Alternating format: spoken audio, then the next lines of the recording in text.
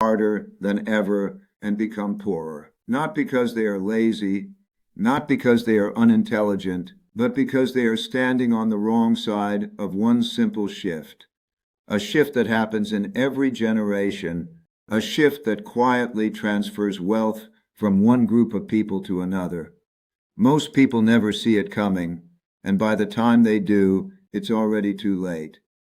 Think about what happened in the early 2000s.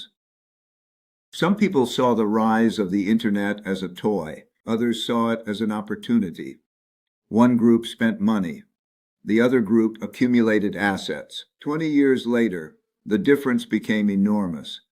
The same thing happened with real estate. The same thing happened with technology. The same thing happened with artificial intelligence. Every major wealth transfer begins the same way: confusion, disbelief, ridicule. Then suddenly everyone realizes what happened. But by then, the early movers already own the valuable assets. The average person believes wealth comes from working harder. The wealthy understand something different. Wealth comes from owning things that work while you sleep. That's the entire game. The question is not, how much money do you make? The question is, what do you own? Because income creates cash. Ownership creates wealth. A doctor earning $300,000 per year can still become financially trapped. A business owner earning half that amount may become wealthy. Why? Because one earns, the other owns, and ownership compounds. Compounding is the closest thing to magic that exists in finance. The first years feel slow, painfully slow. Nothing seems to happen. Your portfolio grows a little, your savings increase a little, your investments move a little. Most people quit here. They mistake slow progress for no progress.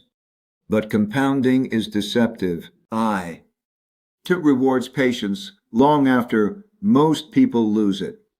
The first decade builds the foundation. The second decade creates freedom. The third decade creates wealth. The people who understand this become impossible to stop because they stop playing short-term games. They stop chasing trends. They stop reacting to every headline. Instead, they focus on three things: ownership, patience, consistency. That's it. No secret indicators. No magic formulas. No predictions. Just principles. The greatest investors in history all understood one uncomfortable truth. Most opportunities look boring before they become obvious.